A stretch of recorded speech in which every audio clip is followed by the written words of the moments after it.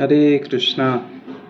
नमो विष्णुपादाय कृष्णपृष्ठाय भूतले श्रीमते भक्ति सिद्धांत सरस्वती नामिने श्रीवार्षभानिवी देवी दैताय कृपाब्धये कृष्ण संबंध विज्ञानदायिने प्रभवे नमः। माधुर्योज्जल प्रेमाढ श्रीरूपानुभक्तिद श्री गौर करुणा शक्ति विग्रहाय नमस्तुते। नमस्ते गौरवाणी श्रीमूर्तये दीनतारिणे रूपानुगविरुद्धाप सिद्धांत ध्वांत हारिणे। तो आज ऐसे आचार्य का जो अपसिद्धांत रूपी जो रूप गोस्वामी के सिद्धांत के अगेंस्ट या अपसिद्धांत जो हैं उनके को ध्वस्त करने वाले ऐसे आचार्य का आज तिरोभाव तिथि है। तिरोभाव अर्थात जब आचार्य यहाँ से भगवान के सन्निधि में भगवान के लीला में दोबारा से प्रवेश करते हैं तो उसको तिरोभाव कहा जाता है।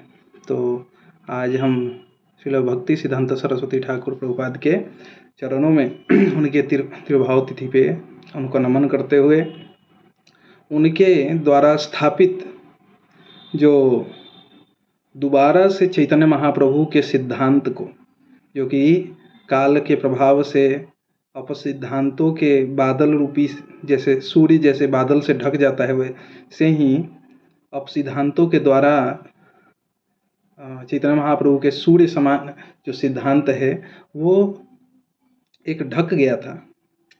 वैसे तो सूर्य को कोई ढक नहीं सकता, परंतु जिस प्रकार से हमारी आंखें बादलों के द्वारा ढक जाती हैं और सूर्य नहीं दिखता, उसी प्रकार से जनमानस के जो नेत्र थे वो चैतन्य महाप्रभु के सिद्धांतों को देख नहीं पा रहे थे। वो केवल ये अपसिद्धांत रूपी बादलों को ही देख पा रहे थे।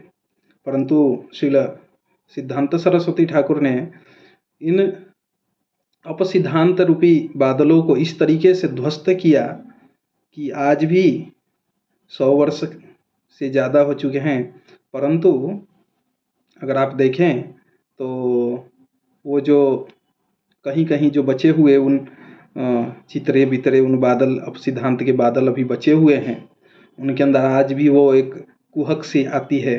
तो कभी कभी वो आप देखेंगे ये जो सोशल मीडिया प्लेटफॉर्म पे अपने उस दर्द को बयान कर रहे होते हैं। तो ऐसे आचार्य को अगर हम देखें तो उन्होंने दोबारा से जो हमारा ब्रह्म मध्व गौड़ीय संप्रदाय का जो सिद्धांत है, जो कि कई परिवार के नाम पे अलग अलग तिलकों के नाम पे एक बांट दिया गया था, है ना, और विशेष कुछ वर्गों का उसके ऊपर आधिपत्य हो गया था, उसको उन्होंने सर्वसुलभ कराया। और आज जो पूरे विश्व में जो कि भक्ति कृष्ण भक्ति है, गौर भक्ति है, वो जिनके प्रयास से जिनकी इच्छा से फैला वो श्रील भक्ति सिद्धांत सरस्वती ठाकुर है। कुछ लोग उनके ऊपर ये आक्षेप करते हैं कि उन्होंने गौड़ियाओं का तिलक चेंज कर दिया। उन्होंने ये क्या बोलते हैं गोपी चंदन का तिलक शुरू करवा दिया। पहले तो गौड़िया राधा कुंड का तिलक करते थे, है ना।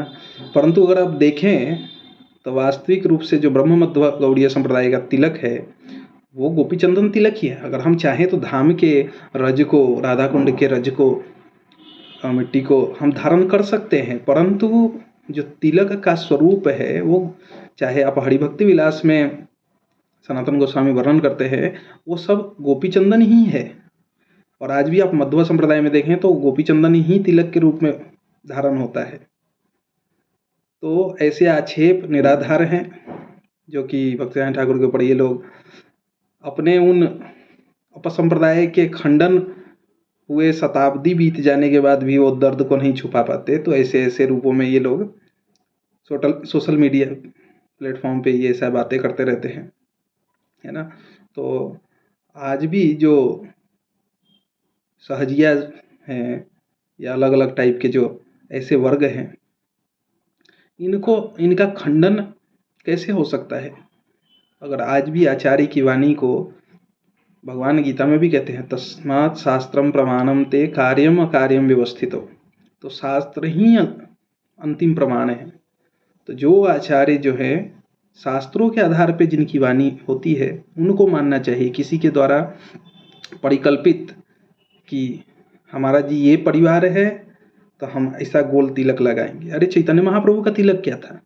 क्या चैतन्य महाप्रभु के समय में भी ये 64 अलग अलग तिलक बन गए थे? या माधवेंद्र पुरीपाद ने जो ईश्वर पुरीपाद को, अद्वैताचार्य को या नित्यानंद प्रभु को, इनको जो तिलक दिया था वो सब अलग अलग दिया था? तो ये गुमराह करना आज भी, जो ये गुमराह करने का प्रयास कर रहे हैं, ऑल्दो उनके प्रयास से कुछ होने वाला है नहीं, क्योंकि बादल कभी सूर्य को ढक नहीं सकता है।